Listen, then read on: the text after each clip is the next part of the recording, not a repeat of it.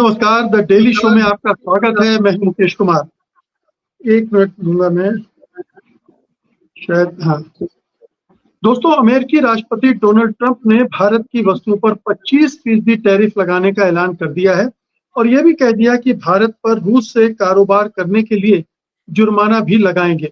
भारत सरकार ट्रंप की इस घोषणा से सख्ते में आ गई है। उसने सोचा था कि ट्रंप से बातचीत के जरिए कोई समझौता हो जाएगा, मगर अभी तक ऐसा हुआ नहीं है। चीन और यूरोपीय यूनियन ने ट्रंप के साथ टैरिफ समझौता कर लिया है, ब्रिटेन ने भी किया है, मगर भारत अभी तक बातचीत ही कर रहा था। सवाल उठता है कि मोदी सरकार कहाँ फेल हो गई और ट्रंप क्यों इतने आक्रामक ढंग से भारत को टारगेट कर रहे हैं। अब सवाल यह है कि मोदी सरकार करेगी क्या, बल्कि क्या कर सकती है। क्या दबाव में आकर वो ट्रंप की बात मानकर सरेंडर कर देगी? क्या वो किसी भी तरह के दबाव को ठुकरा कर दिखा देगी कि भारत किसी भी महाशक्ति के सामने घुटने नहीं टेकेगा? और फर्ज कीजिए कि अगर ट्रंप के साथ बात नहीं बनती है, तो भारत पर इसका कितना और कैसा असर पड़ सकता है। तो आज की चर्चा का विषय यही है और इसमें हिस्सा लेने के लिए जो मेहमान हमारे साथ जुड़ गए हैं, मैं आपका उनसे परिचय करा देता हूं।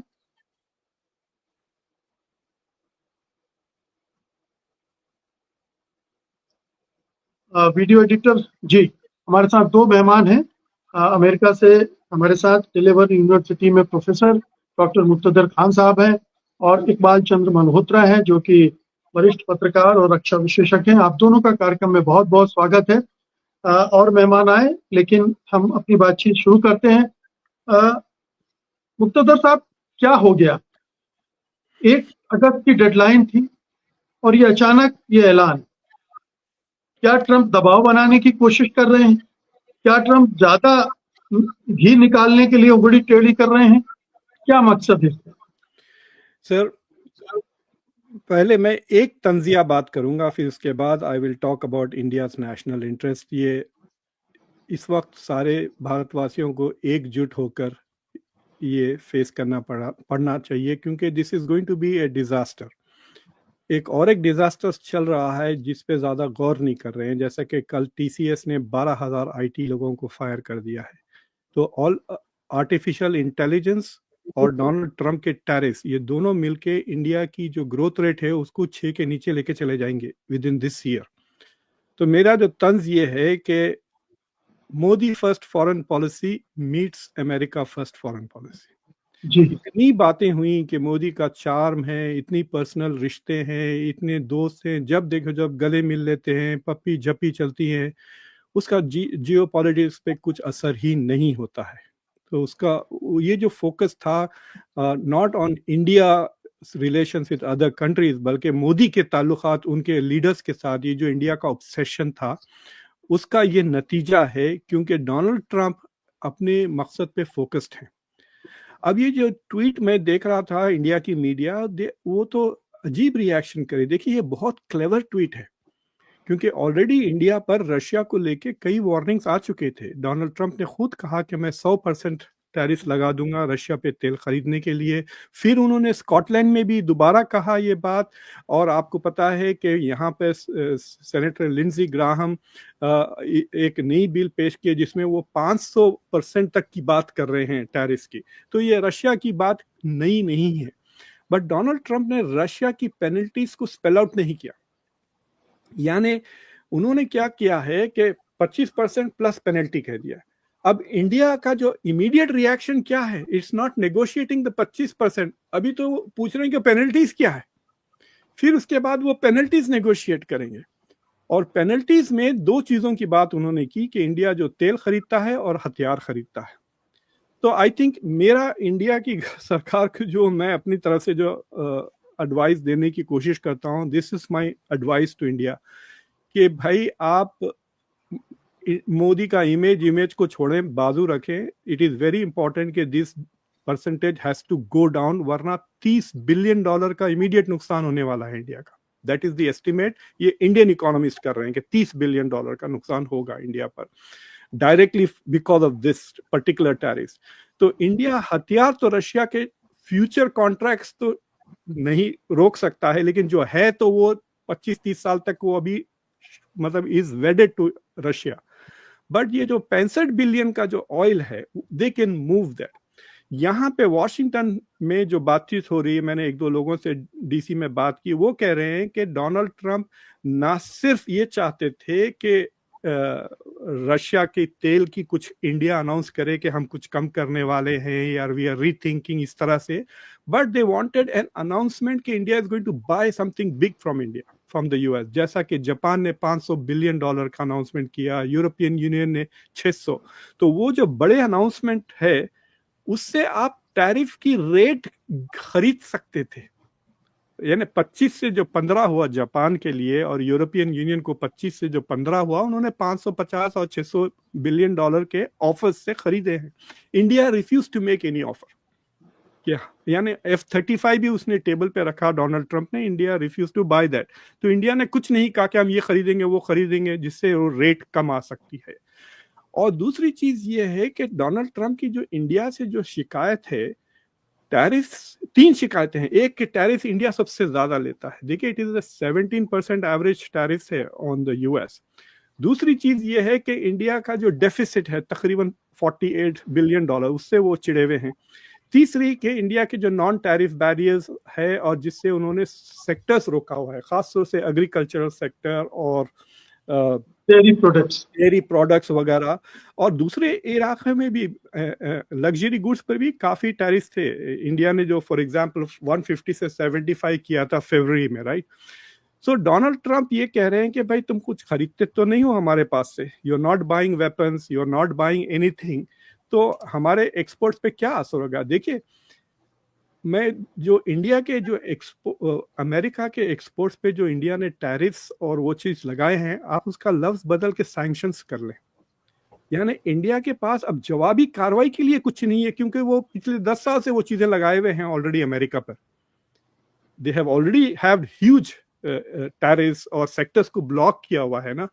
और इंडिया फंस गया है sir. India can not open the agriculture and dairy products. India का जो जीडीपी है उसमें 17-18% एग्रीकल्चर है और 14 से 15% मैन्युफैक्चरिंग है। सर्विस इंडस्ट्री 55% है, बाकी का सब माइनिंग वगैरह 11% है। इंडिया की जो जॉब ग्रोथ हो रही है ना मुकेश जी, वो सिर्फ एग्रीकल्चर सेक्टर में हो रही है। लोग शहर छोड़ के वापस गांव जा रहे हैं। अगर आप डेयरी प्रोडक्ट, मेज, भुट्टा ये वो अगर खोल दें अमेरिका के लिए, तो फिर आपका जो एक ही जो सेक्टर है जहां आपकी जॉब्स बढ़ रही हैं वो गिर जाएगा, फंस जाएंगे वहां पर, right. So that is not going to happen. और ये जो टैरिफ्स के अलावा जो एआई का भी जो लगाएगा, तो बहुत ही भयानक वो झटका लगेगा। मैंने कल रात में 1.5 घंटे का एक शो रिकॉर्ड किया है विद एन इंडियन एंटरप्रेन्योर के इंडिया के हो सकता कहते हैं कि 25-30 लाख जॉब तो ऐसी चले जाएंगे इसी साल इन आईटी सेक्टर। और नए जॉब्स कहाँ क्रिएट करोगे? तो अगर एग्रीकल्चर में भी जॉब्स जाएंगे तो ये कटेगा। और एक फाइनल बात यह है कि इंडिया में बहुत अजीब सी अफवाहें फैली हुई हैं कि रशिया हमारा बहुत अच्छा दोस्त है वगैरह वगैरह। रशिया ने ऑपरेशन सिंदूर में कुछ नहीं किया, उस पर कोई डिस्कशन नहीं चल रहा है इंडिया में कि where was the best friend during operation Sindoor. और मैं एक बात आपको ये बताना चाहता हूं कि जो दूसरे कंट्रीज हैं जो अमेरिका से टैरिफ से मतलब परेशान होकर they are running to China, India के पास वो ऑप्शन भी नहीं है। अगर वो अमेरिका से भाग कर चाइना की तरफ जाते हैं, चाइना तो कच्चा खा जाएगा हमको। मैं आपको बताता हूं कि अगर आप इंडिया के टॉप, आपके सुनने वालों से कहता हूं जाके आप देखें, विकिपीडिया पे पूरी लिस्ट है इंडिया के top 10 trading partners. Top 10 trading partners में India has a surplus only with the US. बाकी सबके साथ इंडिया का ट्रेड डेफिसिट है। और अमेरिका और चाइना, ये बात लास्ट पॉइंट है मेरा, अमेरिका और चाइना का तकरीबन आइडेंटिकल ट्रेड है, 128-127 है। लेकिन इंडिया चाइना अमेरिका को 85 बिलियन एक्सपोर्ट करता है, कुछ 40 इंपोर्ट करता है, जिस वजह से ट्रम्प कह रहे हैं it is so low, they can buy weapons from us, they can buy oil from us ना। तो इंडिया कैन बाय दिस और वो डेफिसिट भी चला जाएगा और ट्रेड भी बढ़ जाए। लेकिन चाइना के साथ इंडिया का जो इंपोर्ट है वो 100 बिलियन के ऊपर हो गया है और एक्सपोर्ट सिर्फ 14 बिलियन है। तो आप अमेरिका को छोड़कर चाइना की तरफ भी जाएं तो आपका सरप्लस ही डिफिसिट ही बढ़ेगा, सरप्लस नहीं बढ़ने वाला। China is not going to buy the stuff that America खरीदता है इंडिया से। So this is a very difficult thing. ये जो ऑटोनॉमी की बात करें ना, स्ट्रेटेजिक ऑटोनॉमी, यहाँ टेस्ट है ये इंडिया की कितनी स्ट्रेटेजिक ऑटोनॉमी है, कितनी ये दुनिया मल्टीपोलर है, और इंडिया कितना बड़ा पावर है, वो अब पता चल जाएगा जब ये जवाब देंगे डोनाल्ड ट्रंप की ये ट्वीट का। बिल्कुल। तो इकबाल साहब, हमारे साथ वरिष्ठ पत्रकार नरेश कौशिक जी भी जुड़ गए हैं, उनका भी स्वागत है कार्यक्रम में। इकबाल साहब, देखिए, अभी तो ठीक है कि अमेरिका के साथ आपका ट्रेड, आप फायदे में है, आपके फेवर में है ट्रेड बैलेंस, लेकिन अगर ये सारे टैरिफ लगते हैं तो फिर क्या रह जाएगा? आपके प्रोडक्ट महंगे हो जाएंगे, आप अमेरिका में अपने प्रोडक्ट भी नहीं बेच पाएंगे। 20-15% भी अगर ये टैरिफ रहता है तो आप नहीं बेच पाएंगे। उनका प्रोडक्ट आएगा, एग्रीकल्चर और डेयरी, और आपकी इंडस्ट्री जो है वो भी तबाह हो जाएगी। तो खतरा अब इधर कुआं उधर खाई वाली स्थिति बन गई। मुकेश जी, आज राष्ट्रपति ट्रंप का जो ट्वीट निकला था उसमें 4 मेन चीजें हैं। एक तो उसने कहा भारत एक मित्र देश है। दूसरा उन्होंने कहा कि रूस से तेल चीन और भारत लेता है। तीसरी बात उन्होंने कही कि भारत अपने हथियार रूस से लेता है। और चौथी बात उन्होंने कही कि जो रूस है वो यूक्रेन की लड़ाई रोक नहीं रहा और वो युद्ध उसने जारी रखा है। अब सवाल यह है कि हमारी जो वार्तालाप चल रहा था, बातचीत चल रही थी यूएसए के साथ में, जो ये ट्रेड डील पे, तो 5वें राउंड की ट्रेड डील स्थगित हो गई क्योंकि हमने ये उनको इंडिकेशन दे दिया कि हमारा जो एग्रीकल्चर का सेक्टर है और डेयरी का सेक्टर है उसे हम यूएस इंपोर्ट्स के लिए, आयात के लिए खोलने वाले नहीं है। तो यही डॉक्टर खान ने अभी कहा। तो इसमें मैं समझता हूं कि ट्रंप ने आपको एक संकेत दिया है कि ठीक है, आप मित्र हो, इसलिए हमने आपका जो एग्रीकल्चर सेक्टर है उसको बख्श दिया है और आप कुछ और करिए, हथियार खरीदिए या आप तेल खरीदिए। अब 2 बड़ी दिलचस्प खबरें आज निकली हैं।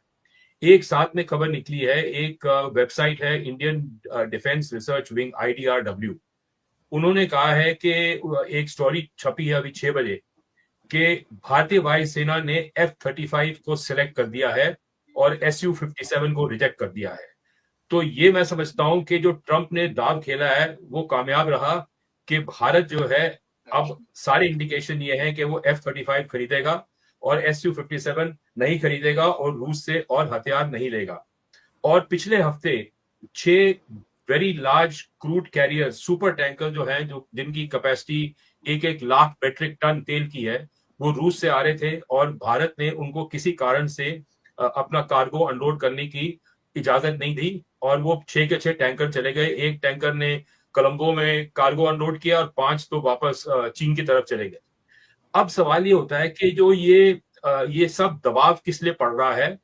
ये जो हाथी कमरे में है वो 2 हाथी हैं। एक हाथी चीन है और दूसरा हाथी जो भारत के सर्विस एक्सपोर्ट्स है। हम जो $80 बिलियन का एक्सपोर्ट करते हैं मैन्युफैक्चरर्स और गुड्स का अमेरिका को, तो हम $210 बिलियन का सर्विस एक्सपोर्ट करते हैं। और वो सर्विस एक्सपोर्ट्स जो कैंसिल हो गए या उन पर टैरिफ लग गई तो हमारा देश तबाह हो जाएगा। और इसलिए आप ये देखिए जो आंकड़े हैं कि आर्टिफिशियल इंटेलिजेंस के कारण 2020 से जो 6 लाख नौकरियां बनती थी आईटी सेक्टर में भारत में, अब रिक्रूटमेंट 2025 में 1.5 लाख पे आ गई है और ये रिक्रूटमेंट और भी कम हो जाएगी। तो ये नौकरियां कहां से आएंगी और भारत अपनी जीडीपी को कैसे महफूज रखेगा, ये सोचने वाली बातें हैं। तो मैं समझता हूं कि ये जो भारतीय वायुसेना ने F-35 खरीदने की बात की है, भारत सरकार इस पे शीघ्र ही कुछ निर्णय लेगा और ये F-35 खरीद के ट्रंप F-35 को एलन मस्क कूड़ा बता चुके हैं।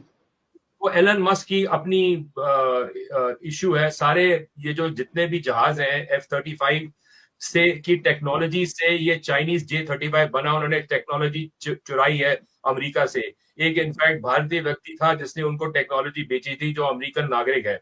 और साथ में जो ये SU-57 है, ये सब मिली जुली टेक्नोलॉजीज हैं।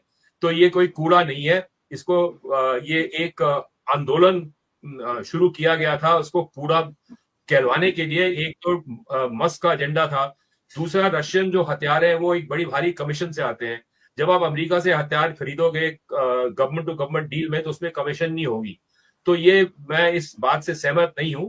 उसमें हाँ कोई गड़बड़े हैं, त्रुटियां हैं, इट्स एन एक्सपेंसिव एयरक्राफ्ट, पर जो हमें 5th जनरेशन फाइटर लेना है, और जो ये परिस्थिति है कि ये टैरिफ 25% के लगेंगे और जीडीपी पे $30 बिलियन का प्रभाव पड़ेगा, तो हमें निश्चित रूप से रशिया को छोड़ के अमेरिका का ये जहाज लेना पड़ेगा। क्योंकि नहीं तो कल आप देखेंगे कि स्टॉक मार्केट का क्या हाल होगा भारत में, बुरा हाल होगा अगले आने वाले दिनों में, जब तक कि ये जो खबर है ये सेटल ना हो जाए, इसका कोई हल ना निकले। तो जैसे डॉक्टर खान ने कहा था कि हमें टैरिफ्स खरीदने पड़ेंगे करने के लिए। एक सवाल है कि हम F-35 मजबूरी में खरीदने जा रहे हैं, आप ही कह रहे हैं कि ये दबाव है, अब अमेरिका से कुछ खरीदना है तो खरीदना है, ये दबाव में लिया जा रहा है, ये सेना की पहली पसंद नहीं है, ये साफ है। नहीं, अभी आज इन्होंने कहा है कि ये एयरफोर्स की पहली पसंद है, क्योंकि SU-57 जो इसका प्रतिद्वंदी है वो टेस्टेड एयरक्राफ्ट नहीं है, और F-35 टेस्टेड है, बैटलफील्ड टेस्टेड है। तो ये उनका ये जस्टिफिकेशन है उस आर्टिकल में जो आज IDRW के वेबसाइट पे छपा है। और रही दूसरी बात तेल खरीदने की, तो मैं समझता हूं कि कोई जरूरी नहीं है कि ये जो एक रशियन कंपनी है नायरा जिसे कहते हैं, जो गुजरात बेस्ड है, जिसके ऊपर EU ने सैंक्शन लगाए हैं रशिया से तेल खरीदने के, जो हमने तो रशिया से तेल खरीदना इसलिए शुरू किया क्योंकि यूक्रेन का युद्ध हुआ और वो हमें उस मौके का फायदा उठाया और सस्ता तेल मिल रहा था। अब हर चीज सस्ती हमेशा तो मिल नहीं सकती, all good things come to an end. तो अब हमने वैसे तेल अपना खरीदना डाइवर्सिफाई किया सऊदी अरेबिया से, तो जो 65 बिलियन डॉलर्स का हम तेल खरीद रहे हैं रशिया से, तो हम उसमें से आधा तेल अमेरिका से खरीदें तो ट्रम्प तो गदगद हो जाएगा और वो कहेगा कि मेरा तो ट्रेड डेफिसिट कम हो रहा है।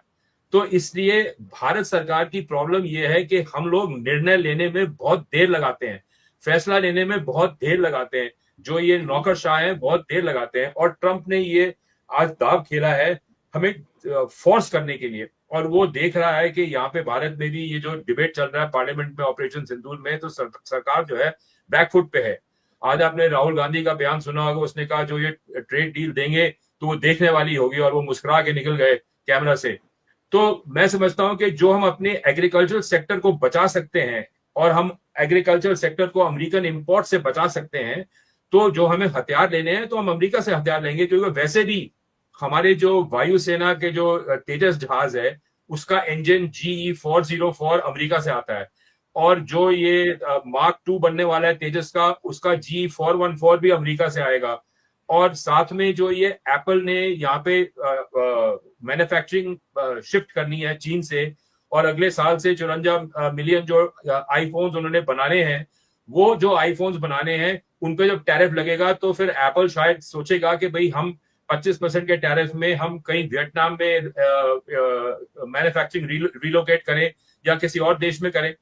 तो ये बातें जरूरी हैं, और ये IT सेक्टर को बचाना भी बड़ा जरूरी है, क्योंकि हमने इतनी मुश्किल से और इतनी मशक्कत से इसको बचा के एक इंटरनेशनल लेवल पे लेके आए हैं, और हमारी कई कंपनियां हैं जो बर्बाद हो जाएंगी। स्टॉक मार्केट में जो खून खराबा होगा उसका कोई अंदाज नहीं है। तो इस समय हमें ये सब चीजें छोड़ के एक स्ट्रेटेजी बनानी चाहिए कि भाई ट्रंप ने जो संकेत दिया है, हथियार खरीदो, तेल खरीदो और टैरिफ को कम करवाओ, और साथ में उनके साथ में एक डील नेगोशिएट करो। उनको बोलो कि भाई हमारा एग्रीकल्चर सेक्टर अभी 10 साल के लिए इसको महफूज रखें। वैसे भी उसके ऊपर कॉर्पोरेट्स का दबाव पड़ रहा था कि जो किसान है, आपको पता है किसान आंदोलन हुआ था क्योंकि वो काले कानून आए थे। अब वो कॉर्पोरेट सेक्टर भी तबाह हो जाएगा जो वो एग्रीकल्चर में जाएगा। तो इस परिस्थिति में तो इसलिए हमें we have to buy time to protect our agriculture sector, to increase the procurement prices and make the agriculture sector strong। ये मजबूत बनाना बड़ा जरूरी है। तो ये कई फ्रंट्स पे सोचना पड़ेगा, और पूरी जो फॉरेन पॉलिसी है उसको चेंज करनी पड़ेगी, क्योंकि अब निश्चित रूप में जो हम F-35 लेंगे तो हम अमेरिका की फॉरेन पॉलिसी के साथ में अलाइन हो जाएंगे। और ये सब जो चाइना की खबरें निकल रही है, रशिया की खबरें निकल रही है, यहाँ जा रहे हैं वहां जा रहे हैं, वो सब बंद हो जाएगा, आप देख लेंगे। जी मुकेश जी, नरेश जी, दो चीजें हैं। एक तो ये कि रशिया के साथ हमारे संबंध भले ही बहुत बुरे ना हों, लेकिन काफी कुछ अच्छे थे। अभी इस संकट के दौर में भी हमने बहुत बड़ा फॉरेन रिजर्व इकट्ठा किया सस्ते तेल के जरिए। हथियारों की डिपेंडेंसी हमारी 80% के आसपास, 60-70% के आसपास रूस पर ही है। अब ये एक और छोड़कर हम एक और रिस्क लेने जा रहे हैं ट्रंप जैसे आदमी के साथ। और जैसा कि इकबाल साहब कह रहे हैं, ये सारा मजबूरी भी हो रहा है। ये कोई हमारे लिए रास्ता नहीं है, हम इसको ऑप्ट नहीं करना चाहते। इतना दबाव पड़ गया है कि सरकार को अब बातें माननी पड़ेगी, सरेंडर करना पड़ेगा। ये नौबत आ गई है। देखिए, दरअसल ये जो मजबूरी वाली बात है ये तो बिल्कुल सही है, लेकिन ये मजबूरी सिर्फ ये ट्रंप का दबाव नहीं है।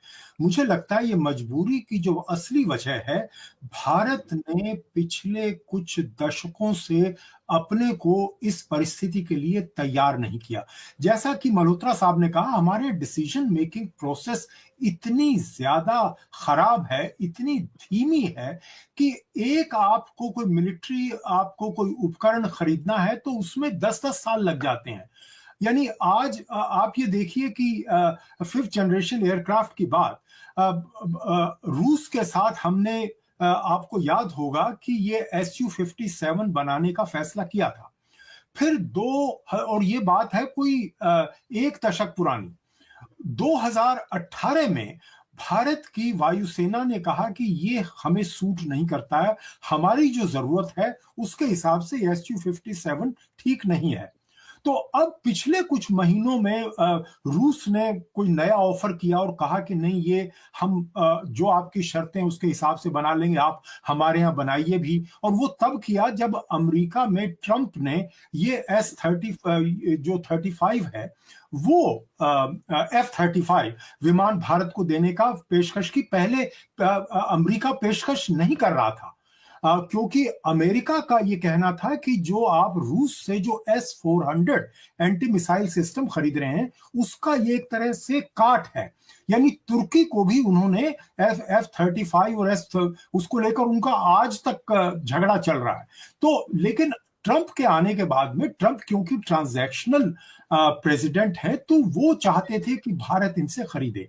और अगर मैंने ये खबर नहीं देखी है, लेकिन अगर मल्होत्रा जी कहते हैं कि भारत की वायुसेना ने ये फैसला किया है कि ये उसके हक में है Su-35, तो मैं समझता हूं कि वो भारत सरकार को स्वीकार करना चाहिए। वो हमारे अपने हित की बात है वो, क्योंकि Su-57 जो है कभी फील्ड में उसका अभी यूक्रेन में 1-2 जगह इस्तेमाल हुआ है, लेकिन कोई बहुत उसका ऐसा नहीं है जिसको लेकर भारत की वायुसेना ये एक तरह से आश्वस्त होके कह सके कि हमें इससे काम चल जाएगा। और अभी उसको भी तैयार होने में टाइम लगेगा। अभी रूस में अगर भारत में भी वो बनाने लगे तो कम से कम 5-7 साल उसमें लग जाएंगे, जबकि ये F-35 हमें हो सकता है जल्दी मिल जाए क्योंकि वहां तो फैक्ट्रीज ऑलरेडी चल रही हैं। एक बात।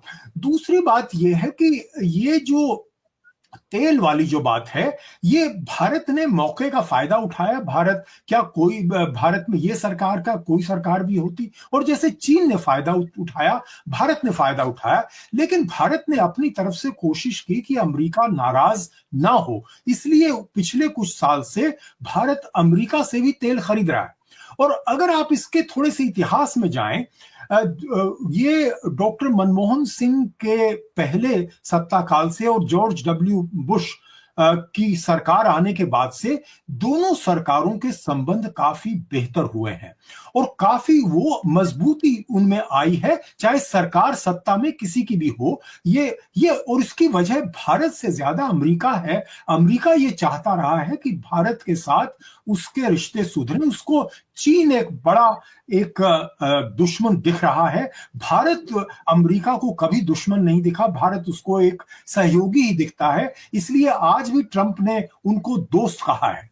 लेकिन समस्या यह है कि भारत चीन का मुकाबला करने के लिए या चीन का विकल्प बनने के लिए तैयार नहीं है, क्योंकि भारत ने अमेरिका ने तो काफी मदद की, लेकिन भारत ने अपने पांव पे खड़े होने के लिए जो करना चाहिए था, ना ही आर्थिक दृष्टि से और ना ही सामरिक दृष्टि से जिस तेजी से करना चाहिए था, वो नहीं किया। आज अब देखिए, भारत अपनी इकोनॉमी को 10 ट्रिलियन की बता रहा है 2040 में।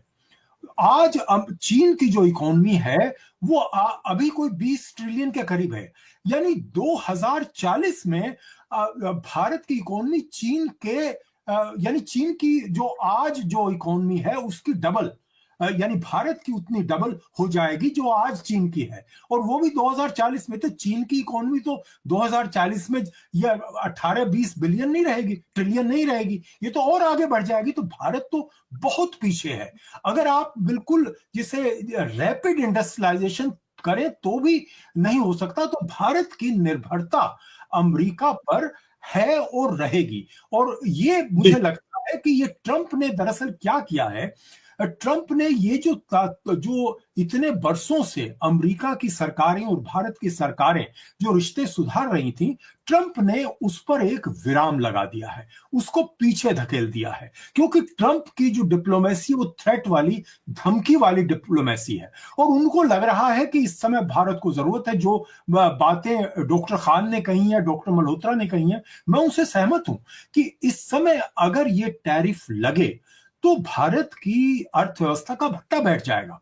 लेकिन मुझे यह भी लगता है कि ट्रंप का जो इतिहास है वो ये है कि आप ऊपर से शुरू करते हैं। जैसे आपको याद होगा 2 अप्रैल को जो उन्होंने पूरी दुनिया के लेकिन नरेश जी, टैरिफ तो लगेगा ही, ऐसा तो नहीं कि टैरिफ नहीं लगेगा। हो सकता है 5% कम टैरिफ लगे, 7% कम लगे, टैरिफ तो लगना ही है। जी टैरिफ के मामले में पीछे नहीं हटना है।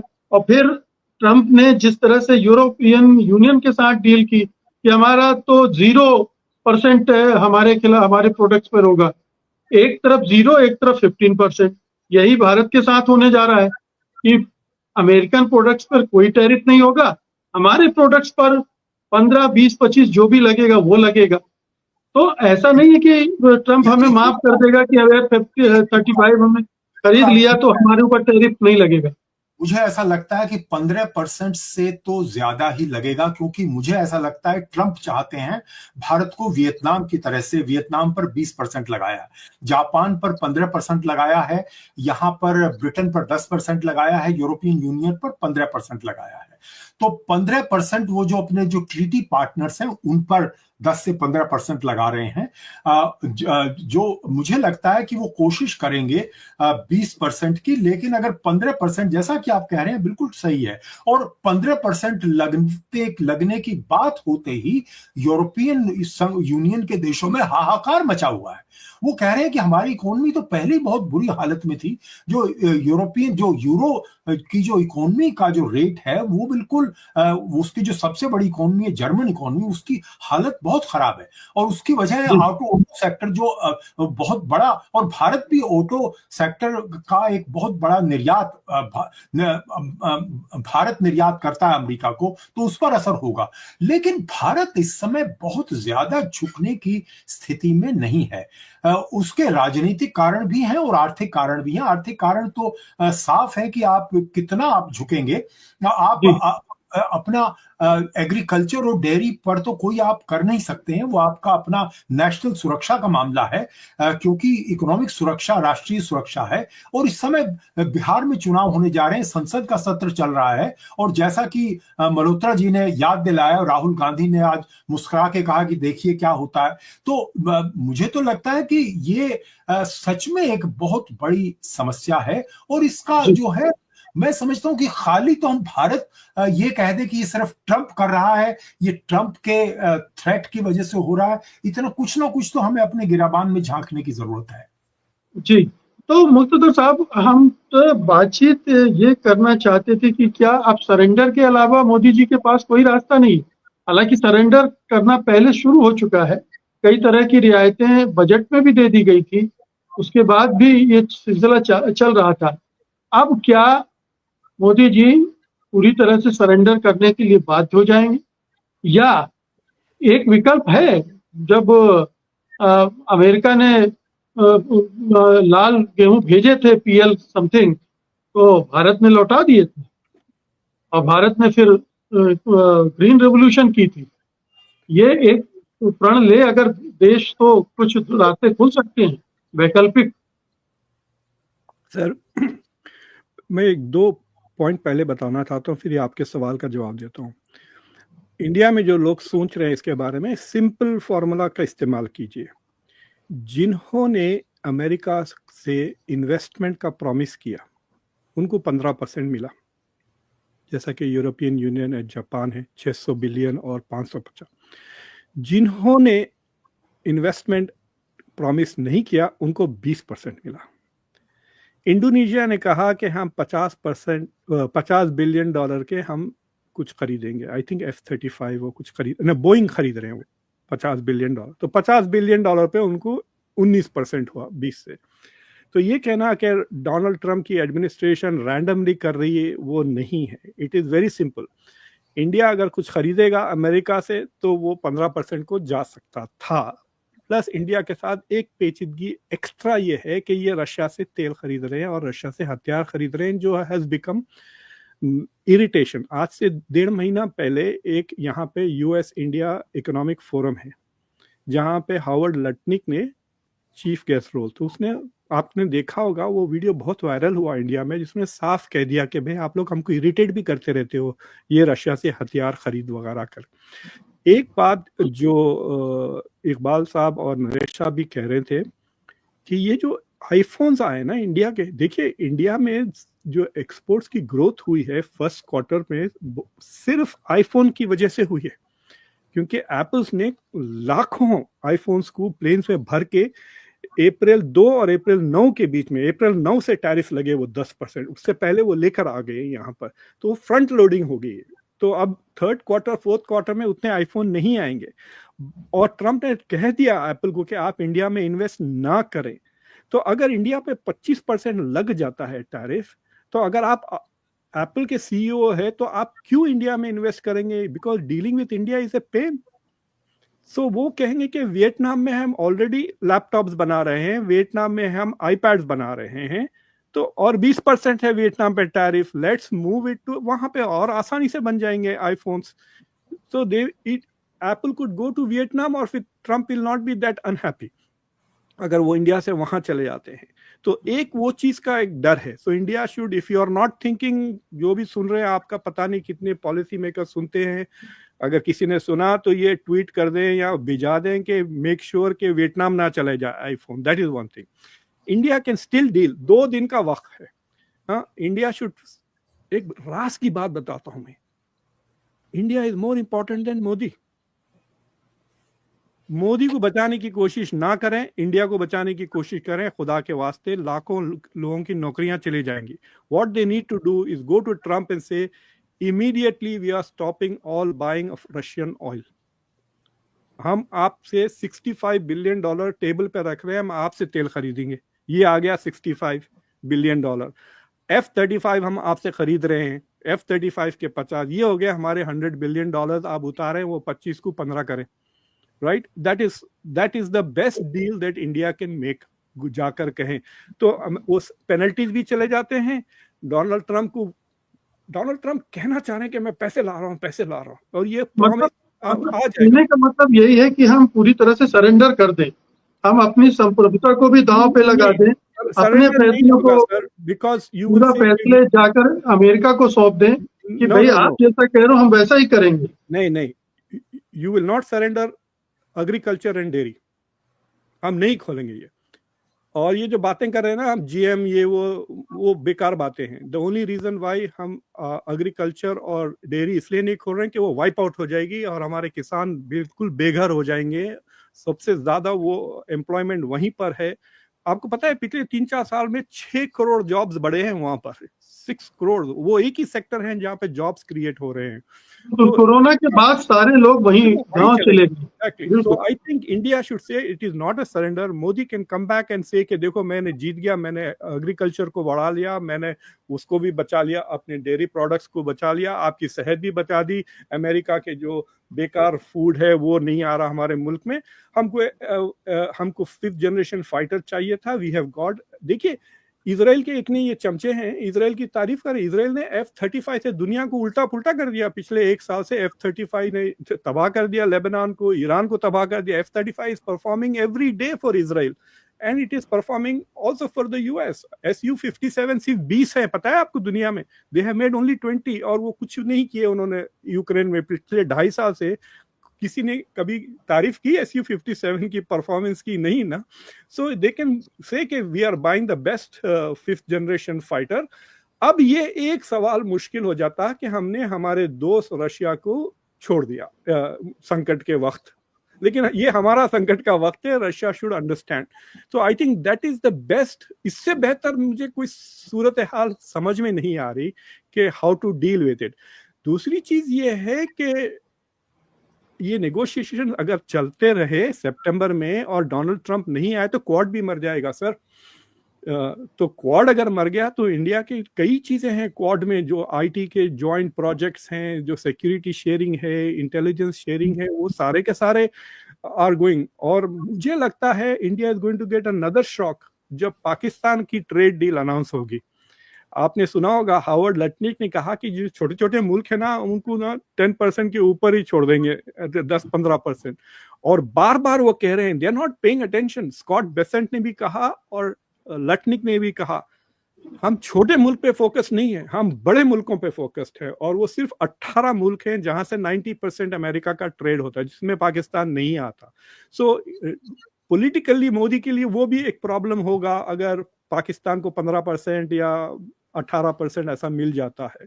सो आई थिंक गोइंग फॉरवर्ड यही डील इंडिया कैन ऑफर के रशिया का तेल हम बंद करेंगे, आपके F-35 खरीदेंगे, आपका तेल खरीदेंगे, लेकिन हमारी एग्रीकल्चर और डेयरी को छोड़ दे। और जो दूसरी चीजें हैं ना सर, मैं बताता हूँ, अमेरिकन के कार्स पे वगैरह उस पे क्यों टैरिफ लगाए हुए हैं? महंगी गाड़ियां हैं, खरीदने दे बेवकूफों को। अगर इंडिया में खरीदना है $1 लाख की गाड़ी, लेने दे इडियट्स को, उन पे आप डोमेस्टिक टैक्स भी लगा दें आप। American cars are not good as German और जापानीज कार्स। अगर वो महंगे हैं निकाल दें उन पे से टैरिफ, क्या होगा? So there are so many things. मैं देख रहा था जिसपे इंडिया एग्रीकल्चर को छोड़ के जिसपे टैरिफ लगाई हुई है, वो it is quite, they are protecting. जैसा कि विस्की को क्यों प्रोटेक्ट कर रहे हैं आप, डोमेस्टिक विस्की इंडस्ट्री को? भाई अभी भी यूएई के खिलाफ।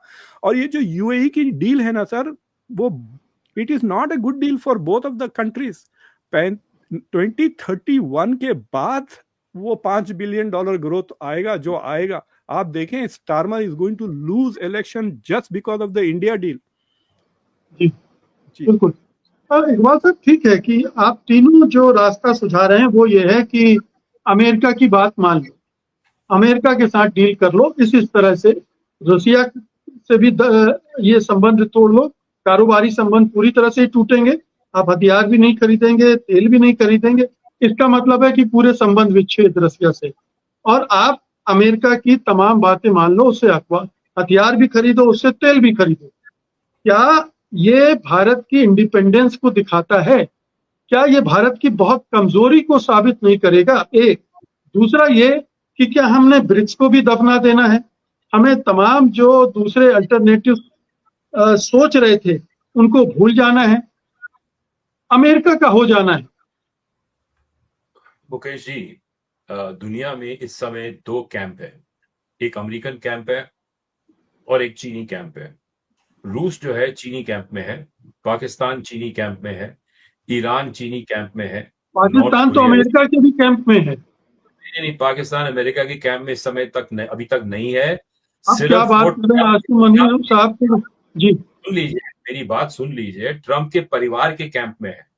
जो अमेरिका और ट्रंप में अंतर है, वो ट्रंप का जो परिवार है उसने वहां पे वो जो ये आपके ये जो ब्लॉकचेन माइनिंग से बिटकॉइन का जो उसने धंधा शुरू करना है, वो इसलिए करना है क्योंकि उन्होंने अपना जो नाजायज पैसा है पाकिस्तान का जो ड्रग्स का जो पैसा वसूली होती है, उन्होंने उस पैसे को मनी लॉन्डर करना है, और ट्रंप के परिवार ने 20, 30, 40, 50 बिलियन डॉलर कमाने हैं, तो वो उनका एक पर्सनल एजेंडा है। अब आप ये देखिए कि जब ये ट्रंप सत्ता से निकल जाते हैं, जो हो सकता है, कभी भी हो सकता है, क्योंकि इनके खिलाफ जो एप्स्टाइन केस चल रहा है वो कभी भी अपनी कुर्सी लूज कर सकते हैं, तो ये जो पाकिस्तान का ये इश्क है वो खत्म हो जाएगा। मैं आपको एक बात बता रहा हूं कि ये जो कैंप में जो देश बटे हुए हैं, हमारे पास इस समय कोई विकल्प नहीं है। हम गुट निरपेक्ष राष्ट्र नहीं रह सकते, क्योंकि जो टेक्नोलॉजी है और जो कैपिटल के फ्लोज हैं वो हमारे लिए बंद हो जाएंगे, बाजार विश्व के बंद हो जाएंगे। जो कॉर्पोरेट्स ने, भारत के कॉर्पोरेट्स ने लोन लिए हैं, वो सारे लोन कॉल इन हो जाएंगे, पूरी की पूरी अर्थव्यवस्था हो जाएगी। मैं आपको एक 2-3 बातें, ये जयशंकर अभी चीन गए थे, किस लिए चीन के चक्कर लगा रहे हैं? उस पे आ रहा हूं। हमारे पास अभी जो ये डॉक्टर खान ने कहा है कि आप 25 से 15% पे टैरिफ लेके आ सकते हैं, जो आप तेल खरीदे अमेरिकन और हथियार खरीदे। एक तुर्क का यक्का और है, और वो यक्का ये है कि जो ये स्क्वाड है, इसका एक मिलिट्री विंग है जिसको स्क्वाड कहते हैं, जिसमें कि फिलीपींस भी है। जो आज मोदी साहब उनको ऐलान करते हैं अमेरिका को कि भाई हम तो क्वाड के मेंबर हैं ही, जो हम स्क्वाड के मेंबर बन जाते हैं तो आप ये 15% से 10% या 7.5% पे ले आइए, और हम अपनी जो नौसैनिक बेड़ा है उसको हम डिप्लॉय करते हैं साउथ चाइना सी में, सिंगापुर या वियतनाम के जो स्पॉट फैसिलिटीज है, कैमरन बे है, वहां से हम अपनी एक बेड़े को वहां पे डिप्लॉय करते हैं कि वो हमारा बेस बन जाता है साउथ चाइना सी में। तो ये चीजें हो सकती हैं जो तो फिर अमेरिका का मोहरा बनना हुआ कि हम अमेरिका के मोहरा भी बन जाएं। मुकेश जी, इस युग में या हम चीन के मोहरे बन जाएं या हम अमेरिका के मोहरे बन जाएं। अब वो ये एक रेफरेंडम कर लीजिए भारत में कि भाई आप चुन लीजिए कि आपने चीन के साइड में जाना है कि अमेरिका के साइड में जाना है। अब जयशंकर वहां पे क्यों गए थे? जयशंकर वहां इसलिए गए थे कि अगले साल ब्रिक्स की जो प्रेसिडेंसी है वो भारत के पास आने वाली है। इस साल के ब्रिक्स के मीटिंग में शी जिनपिंग वहां नहीं गए। अब इसके लिए देयर आर 2 व्यूज अबाउट कि शी जिनपिंग क्यों नहीं गए। एक व्यू ये है कि शी जिनपिंग एक पावर स्ट्रगल में फंसे हुए हैं चीन के अंदर में, और वहां पे जो PLA जो उनकी फौज है उसके जो हेड है ज़ैंग यूशिया, वो ज़ैंग यूशिया ने बुजुर्ग नेताओं के साथ में, कम्युनिस्ट पार्टी के नेताओं के साथ में एक किस्म का कू किया है, और शी को उन्होंने उसके ओहदे को डाउन किया है, और उसके ऊपर एक कमेटी रखी हुई है जिस कमेटी को शी आज की डेट में रिपोर्ट करते हैं हर एक फैसले के, हर एक निर्णय के लिए। तो सवाल यह है कि 2026 के अंदर में क्या चीन फिर से ब्रिक्स को बॉयकॉट करेगा या चीन भारत में आके ब्रिक्स में शामिल होगा? अब चीन की मांग एक है कि वो कहता है कि जो ट्रेड है भारत का, वो ट्रेड जो है वो डॉलर से हट के युआन में आ जाए, और ब्रिक्स के जितने भी देश हैं वो युआन के ट्रेड के दायरे में आ जाए। ये ब्राजील और भारत इसका विरोध कर रहे थे, इसलिए वो शी जिनपिंग इस बार नहीं आया, क्योंकि वो चाह रहा था कि एक ऐलान हो जाए ब्रिक्स में। अब मैं समझता हूं कि जो भारत अमेरिका के साथ अमेरिका से तेल खरीदेगा, F-35 खरीदेगा, स्क्वाड का मेंबर बनेगा, तो ब्रिक्स जो है वो तबाह हो जाएगा। BRICS will not remain BRICS, क्योंकि रशिया और चाइना उससे निकल जाएंगे, ब्राजील, इंडिया, साउथ अफ्रीका रह जाएगा, तो वो उसकी कोई अहमियत नहीं रहेगी। और चीन ऑलरेडी गल्फ कोऑपरेशन काउंसिल के देशों के साथ और आसियान के देशों के साथ में एक नया ग्रुप बना रहा है, एक नया ट्रेडिंग ब्लॉक बना रहा है। साथ में सार्क की जगह में भारत को दूर रख के सार्क के देशों के साथ में भी एक ट्रेडिंग देश बना रहा है। तो जयशंकर वहां गए थे पता करने के लिए कि क्या 2026 में चीन ब्रिक्स के समिट में आएंगे कि नहीं आएंगे। अब सवाल यह है कि 2026 में शी जिनपिंग चीन के राष्ट्रपति रहेंगे कि नहीं रहेंगे, ये भी किसी को नहीं पता। तो अभी इसका कोई संकेत नहीं है। दूसरी बात यह है कि जो इंडस वाटर्स ट्रीटी है, वो जो उन्होंने, चीन ने जो 2 डैम पाकिस्तान ऑक्यूपाइड कश्मीर में बनाए हैं, बुंजी डैम और डायमर बादशाह डैम, जो कि 40 गीगावाट आवर्स की बिजली उत्तरी चीन को देंगे और देना शुरू कर रहे हैं और देंगे, वो इंडस नदी की पानी की जो रफ्तार बढ़ने वाली है, ग्लोबल वार्मिंग और जो हिमपात पिघलेंगे, तो वो 25 साल तक उनको वो पानी चाहिए, उससे उन्होंने बिजली बनानी है। और उन्होंने अपनी पूरी की पूरी जो सेमीकंडक्टर इंडस्ट्री है वो जिनजियांग में शिफ्ट की हुई है। तो वो चाह रहे हैं कि जो एक पीस ट्रीटी हो चीन, भारत और पाकिस्तान के बीच में, जहाँ के ये कश्मीर का मामला हल हो और इसमें जो बॉर्डर्स हैं उनकी नई लकीरें बने। और इसलिए 2019 में मामलापुरम में ये शी जिनपिंग ने मोदी साहब पे दबाव डाला था। जब मोदी साहब उस बात को माने नहीं थे तो उन्होंने फिर वो घुसपैठ शुरू कर दी, जो कि गलवान की जो फिर लड़ाई हुई थी और उसके और बड़े सारे अंजाम हुए थे। तो सवाल ये है कि हम जो 2020 के बाद में हमने सोचा कि भाई ये ट्रेड के जरिए चीन के साथ में दोस्ती बन सकती है, लेकिन हम उनके आर्थिक गुलाम बन गए हैं।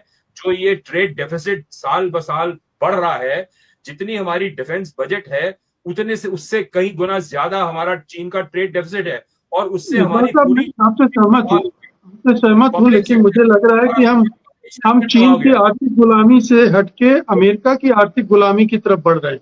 नरेश जी, क्या ये दूसरा विकल्प भी वही नहीं है? और दूसरा ये कि अगर हम इतने अमेरिका परस्त हुए तो चीन हमारे साथ क्या व्यवहार कर सकता है? चीन के पास बहुत कुछ है हमें परेशान करने के लिए, डिस्टेबलाइज करने के लिए। हमारी बॉर्डर लगी हुई है, ये हम रिस्क लेना चाहिए क्या हमें? नहीं, बिल्कुल नहीं लेना चाहिए। और मैं इस मामले में मल्होत्रा जी की इस बात से सहमत नहीं हूं कि हमें स्क्वाड का मेंबर बनना चाहिए। स्क्वाड का मेंबर बनने का मतलब है कि आप अमेरिका को, भारत को अमेरिका के अड्डों के लिए भी खोलेंगे, क्योंकि वहां पर फिर आप अमेरिका का एक तरह से कवच स्वीकार कर रहे हैं। ये बात सही है कि अमेरिका बहुत महत्वपूर्ण है आर्थिक दृष्टि से, और इस समय जो चीन के साथ हमारे जो रिश्ते हैं, जो कभी भी जो हमारी भौगोलिक स्थिति है उसके विचार से हमारे पास में वो सुविधा नहीं है जो और दुनिया के देशों के पास है कि जो चीन से संरक्षण ले सके। हम चीन का संरक्षण ना कभी ले सकते हैं और ना ही चीन हमें संरक्षण देगा, क्योंकि चीन का संरक्षण का जो तरीका है वो बहुत ज्यादा, अमेरिका से भी ज्यादा गुलामी वाला, जो अमेरिका वो अपना सैटेलाइट स्टेट उसको बना देता है, जैसा पाकिस्तान को बना दिया चीन ने। आप ये मैं मानने को तैयार नहीं हूं कि पाकिस्तान पर अमेरिका का कोई बहुत बड़ा वो है। ये आप इससे ये इन्होंने, ट्रंप ने जानबूझकर अपना, ये भी एक ट्रेड नेगोशिएशंस का ही एक हिस्सा मैं मानता हूं कि जिसमें उन्होंने पाकिस्तान के सेनाध्यक्ष को बुलाया और उनको व्हाइट हाउस में बुलाया। ये दरअसल मोदी को एक तरह से कमजोर करने की, चोट पहुंचाने की का ही एक तरीका था और ज्यादा उन पर प्रभाव डालने का तरीका था। मेरे विचार से हमें दरअसल थोड़ा सा अलग, ये इस समय जो नीति है हमारी, दो चीजें, एक तो शॉर्ट टर्म, एक लॉन्ग टर्म। शॉर्ट टर्म हमारा जो एक क्राइसिस है इससे डील करने के लिए मुझे ऐसा लगता है कि हमें और नेगोशिएट करके हमें कोई समझौता निकालना चाहिए जिससे हम 15 के आसपास पहुंच जाएं। मुझे नहीं लगता कि हमें रूस से बिल्कुल तेल खरीदना बंद कर देना चाहिए, क्योंकि रूस पर हमारी अभी बहुत निर्भरता है, और रूस की हमें जरूरत और वजह से भी है क्योंकि चीन भी रूस को उसी तरह से खतरे के तौर पर देखता है जैसे हम देखते हैं चीन को। तो इसलिए रूस के साथ हमारे संबंध बेहतर बने रहना ठीक है। और अमेरिका, जो अगर आप देखें, ट्रंप भी इनकी जो नीति है, और इस समय चीन को पूरे अमेरिका में बाईपार्टीसन रूप से ये माना जाता है कि चीन हमारा शत्रु है। अभी भी कोल्ड वॉरियर बहुत सारे हैं, लिंडसी ग्रैहम जैसे लोग, जो कहते हैं कि नहीं रूस बहुत बड़ा खतरा है, लेकिन वो ऐसे लोगों की तादाद कम है। तो मुझे ये लगता है कि शॉर्ट टर्म में हमें किसी तरह से ये समझौता 15 के आसपास कहीं हो जाए तो हमें कर लेना चाहिए, और सेना अगर हमारी कहती है कि F-35 उनके अनुकूल है तो हमें ले लेना चाहिए। अब हम अमेरिका से और तेल खरीद सकते हैं, चीन से तो रूस से तो खरीद रहे हैं। हम कहेंगे हम आपसे भी खरीद लेते हैं, भारत की बड़ी अर्थव्यवस्था, हमें ये कर सकते हैं। लेकिन मुझे नहीं लगता उसको बहुत ज्यादा कम करने की जरूरत है। ये तो है शॉर्ट टर्म। लॉन्ग टर्म मुझे लगता है कि भारत को जो पहले हमने किया था गुट निरपेक्ष वाला, वो गुट निरपेक्ष होते हुए भी हम रूस की तरफ झुके हुए थे, तो हमें गुट निरपेक्ष उस तरह का करना होगा कि बहुत सारे ऐसे दुनिया के देश हैं जो चीन को भी उसी तरह से नापसंद करते हैं जितना अमेरिका को करते हैं। तो भारत की थोड़ी सी इज्जत उन देशों में है, और भारत खासकर अफ्रीकी देश कुछ ऐसे हैं जिसमें वो अफ्रीका में जैसे चीन का जो रवैया है बिल्कुल औपनिवेशिक है, जो भारत का नहीं है। मैं अफ्रीका में गया हूं, वहां लोग भारत की कंपनियों का ज्यादा स्वागत करते हैं चीन के मुकाबले। चीन को कहते हैं ये तो हमें गुलाम बना रहे हैं। तो उस लिहाज से हमें ये करना चाहिए, हमें अपना एक ग्लोबल साउथ की लीडरशिप की तरफ हमें बढ़ना चाहिए। लेकिन ये जो स्ट्रेटेजिक ऑटोनॉमी वाली बात है, ये हमें मेंटेन करना जरूरी है, क्योंकि चीन, अगर हम अमेरिका के बिल्कुल साथ चले गए तो चीन हमें बिल्कुल शत्रु के तौर पर ओपनली देखेगा।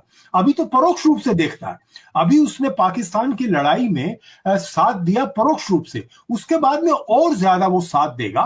तो ये मुझे डर इसमें लगता है। हमें सीधे सीधे, इसीलिए मुझे लगता है कि अभी जो कई प्रतिनिधि मंडल, राजनाथ सिंह गए, जयशंकर गए, और भी कई लोग गए हैं भारत के वरिष्ठ अधिकारी चीन, तो वो अपनी तरफ से कोशिश कर रहे हैं। लेकिन मैं ये पूरी तरह से मानता हूं कि चीन पर आप विश्वास नहीं कर सकते हैं। नेहरू से लेके मोदी तक सबके पीठ में छुरा घोंपा है। लेकिन हमें अमेरिका के साथ डील करने के लिए एक थोड़ा सा हमें चीन से कोशिश करना रहना चाहिए। क्या मुक्तदर साहब, नाटो में भी एप्लीकेशन लगा देने चाहिए भारत को? सर, एक चीज, जब इतना सब कर रहे हैं तो यही क्यों रह जाए? फिर तो हम पूरी तरह से अमेरिका के साथ से जुड़ जाए। अगर अमेरिका ही सर्वशक्तिमान है, वही हमारा भलाई कर सकता है, तो आई थिंक इंडिया नीड्स थोड़ा इंट्रोस्पेक्शन। इंडिया को चाहिए कि इट रिकग्नाइज करें कि इंडिया की foreign policy has been a failure पिछले 2-3 साल से, and you need a regime change in Delhi. 240 सीटें हैं, सिर्फ मेजॉरिटी नहीं है। You can have a change in government now अगर फॉरेन पॉलिसी नहीं बदलती है। That is a very serious. मैं आपको कह रहा हूँ, मुझे जैसा कि अभी नरेश जी बात कर रहे हैं, क्या हम चाइना पे भरोसा नहीं कर सकते, अमेरिका पे भरोसा नहीं कर सकते? अरे भाई, क्या इंडिया पे भरोसा किया जा सकता है? ये बताइए मुझे। इंडिया ने ऐसे छुरे भूखे लोगों की पीठ में, गाजा में जेनोसाइड हो रहा है, France is talking about recognising Gaza. India क्या करता है? इंडिया ने अभी हथियार भेजे हैं इजराइल को। एससीओ में जाता है इंडिया, जो राजनाथ सिंह भी गए थे वहां पर। एससीओ में वहां पर ईरान के फेवर में स्टेटमेंट इश्यू होती है, सारे के सारे उसमें सपोर्ट करते हैं। इंडिया क्या करता है? एससीओ की पीठ में छुरा भोगता है, ईरान के पीठ में छुरा भोगता है। इंडिया बार बार बात करता है कि हम ग्लोबल साउथ की वॉइस हैं। आप इंडिया का वोटिंग पैटर्न देखें, डिट्टो टू इजराइल। ये इजराइल के गुलाम बन गई है ये फॉरेन पॉलिसी। अगर आपको गुलाम ही बनना है तो इजराइल के बाप से बने ना, विच इज अमेरिका। कि इजराइल की गुलामी इसलिए करते हैं कि इजराइल की लॉबी के थ्रू इंडिया को मदद होगी अमेरिका में, दैट इज वन लॉजिक। और दूसरी, ये मुसलमान नफरत की वजह से वो इजराइल के साथ हैं। आप देखिए, अगर मुझसे शी जिनपिंग पूछते हैं तो मैं कहूँगा कि एससीओ और ब्रिक्स में सबसे बड़ी लायबिलिटी इंडिया है। इंडिया के वजह से डी डॉलराइजेशन रुक गया ना। इंडिया तो पहले बहुत बातें करता था डी डॉलराइजेशन, फिर India is blocking de dollarisation. SCO में जो है सो कंसेंसस इंडिया ने ब्लॉक किया। सो इंडिया इज नॉट, और जब देखिए इंडिया कहता है कि हम मल्टी अलाइनमेंट में हैं, हम इनसे भी दोस्ती करते हैं, this is the opposite of non align ना, हम इनके भी साथ हैं उनके भी साथ हैं। फिर जब ये दूसरों की पीठ में छुरा भोगते हैं, तो जब कहते हैं हम हमारे नेशनल इंटरेस्ट को परस्यू कर रहे हैं, फिर आप ग्लोबल साउथ की वॉइस कैसी है? ग्लोबल साउथ की इतनी बड़ी कॉन्फ्रेंस हुई कोलंबिया में, 30 मुल्क वहां पे बैठे थे, इंडिया गया ही नहीं वहां पर। ग्लोबल साउथ की वॉइस तो कोलंबिया है, ग्लोबल साउथ की वॉइस साउथ अफ्रीका है। तो ये इंडिया ने पिछले 3 साल में इतना pro America, pro Israel voting pattern दिया है यूएन में कि it is also irritated the Chinese and it has irritated the Russians. और ये जो आरआईसी की जो बात हुई थी ना थोड़े दिन पहले, आरआईसी क्यों नहीं बन रहा है? इंडिया की वजह से नहीं बन रहा है। India is the biggest problem for to RIC to become a coherent because India wants to be with the West, और नहीं बन रहा है वेस्ट में। So I think India needs a fresh foreign policy, they need to get rid. देखिए मैं कह रहा हूं, या तो आपके मैसेंजर्स में प्रॉब्लम है या आपकी मैसेज में प्रॉब्लम है, आप डिसाइड कर लें where is the, because it is not sticking. लेकिन अब क्या होगा कि जो मैं देख रहा हूं कि कह रहे हैं कि भाई मोदी ने सरेंडर नहीं किया सीज फायर को, ये प्रूफ है क्योंकि डील नहीं हुई। नो, 20-25 बार ट्रंप ने ये कह दिया है ये बात, सिवाय इंडिया की एक छोटे से महदूद लोगों के अलावा एवरीबडी अंडरस्टैंड कि सीज फायर केम, वरना ट्रंप को कैसा मालूम होता कि सीज फायर हो रही है, और why would he announce first? Modi announce करते फर्स्ट कि Pakistan is looking for a cease fire. तो आई थिंक कि ये जो छोटा सोल्यूशन है शॉर्ट टर्म, जो मैंने आपके सामने पेश किया कि रशिया से तेल बंद कर दें टोटली, क्योंकि अगर वो आधा भी लेते हैं Trump is going to be upset. और हथियार तो they will have to say no more new orders from Russia, we will bye.